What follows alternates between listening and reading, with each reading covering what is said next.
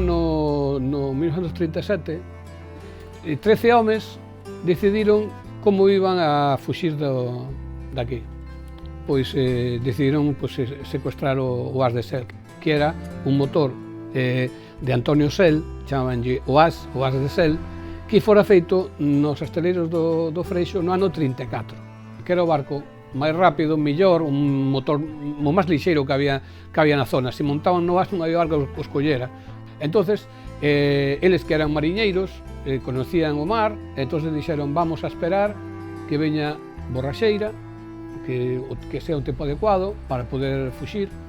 Entonces, cando se deron as condicións climatolóxicas que les buscaban, falaron co Curriolo, que era un home do Pindo, e entonces o Curriolo deixoulle a lancha xeiteira fondeada na playa do Fornelo, ali, deixoulle fondeada ali. Entonces, eles baixaron do monte, fóronse ao Fornelo, montaron unha lancha, tapáronse cas lonas que había a bordo, agocháronse dentro da lancha e foron cara ao corno da Lobeira Pequena, porque ali era onde estaba facendo de enviada o As de Sel. Enviada era o motor ou o galeón que mandaban as conserveiras a comprar peixe no mar, compraban directamente o peixe no mar, para leválos para as súas fábricas. Entón, achegáronse ao corno da Lobeira Pequena e asaltaron. E dali colleron e foron para Corcobión, polo visto. En Corcobión foron para collerse suministro de combustible para o motor e para cortar toda a comunicación con Coruña con Ferrol, para que a Armada Española non lle salira o encontro, porque empezaban a ir para norte, para que non lle salira o encontro os capturara, non? Entón cortaron as líneas telegráficas, telefónicas en Corcobión para que non podera dar o aviso. E polo visto, sí que houve un chivatazo dun mariñeiro que lles avisou as autoridades, que estaban no mar tamén, que secuestraran o As de Sel e que escaparan con el. Pero eles escolleron un día perfecto, adecuado, había borraxeira, había néboa, e entonces non se vía. Entón, se mandaban os hidroavións a buscalos, non nos iban a topar porque iban cobertos pola espesa capa da néboa que había ese día. Non había vento, entón os tíos foron tranquilos e ninguén nos molestou, até que se acabou o combustible aí no Golfo de Vizcaya, e aí a medianoite pasoulle moi perto un barco inglés, o Etrap,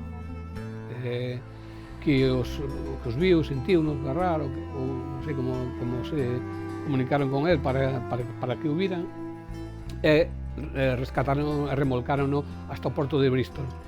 Entón, aí no porto de Bristol, pois unha das cousas que se apareciu no Bristol Evening, no periódico da zona, pois aparecen nunha foto uns rapaces entre 18 e 29 anos, todos con as roupas, pois con moitos parches nas roupas, remendadas, xente humilde, pobre, e todos co puño en alto, e dis que estaban cantando a Internacional. É que un galego había por ali, que sempre hai un galego por todos os lados, que lle dixo, non, eso aquí non. Claro, a monarquía británica, refuxiados republicanos, comunistas ou anarquistas de España, pois non serían ben recibidos, como así foi. Bueno, ali fuinos a visitar o cónsul español da República, e así recolle nas súas actas que pon que os 13 mariñeiros fuxidos coas, todos adeptos a la causa republicana. Todos se declaraban republicanos en contra do golpe de Estado, non? Pero o goberno británico doulle a escoller ou Francia ou España. Aquí non vos queremos. Entonces, tuveron que marchar. Marcharon para Francia, outros pasaron á zona republicana a combatir a favor da República.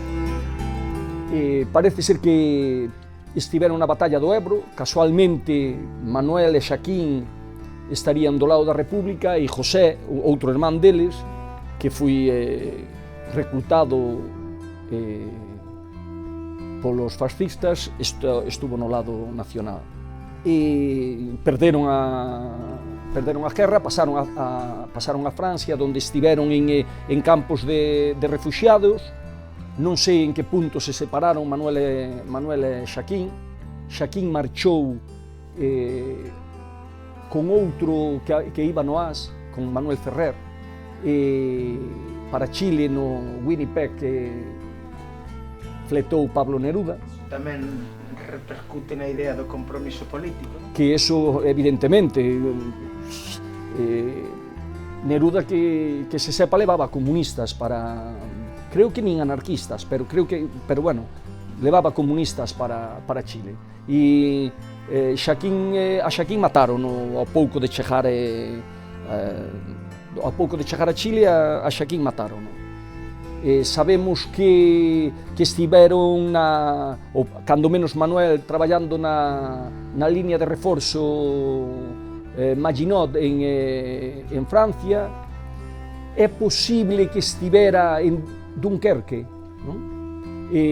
Porque parece, fai pouco tempo que me comentaron un conto de vellas que había na casa dun familiar, donde unha irmán de miña avoa, Casilda, falaba con Prudencia, a nai de Manuel, donde Prudencia lle dicía que Manuel que estaba mal, non?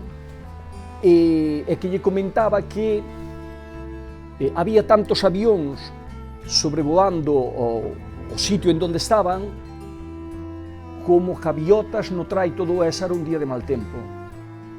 Falando con algunha xente, dime que esa concentración da aviación solo pudo darse en esa batalla. Daí os españoles deixáronos colgados, non lle axudaron a escapar, porque a ingleses e a outros sí. Levarono para un campo de concentración en donde morriu en septiembre do 41, en Gusen.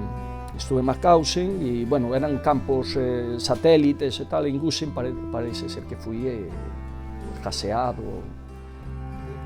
José Joaquín Casais Piñeiro, Manuel Camaño González, Luís Casais, Alfredo Piñeiro Ribeiro, Miguel Ferrer, que fui para Chile con meu tío e morriu ali, vendo un partido de fútbol casualmente, Manuel Rodríguez Louro, Constantino Piñeiro Ribeiro, Domingo Antonio Castro Rodríguez, Manuel Piñeiro López, José Piñeiro Casais, Manuel Lagos Ambade, Ángel Casais Camaño e Joaquín Rodríguez Louro, o outro irmán o outro tío meu que iba no meu barco. Estes son os que secuestraron o as de Sel e son os que están na foto do periódico inglés.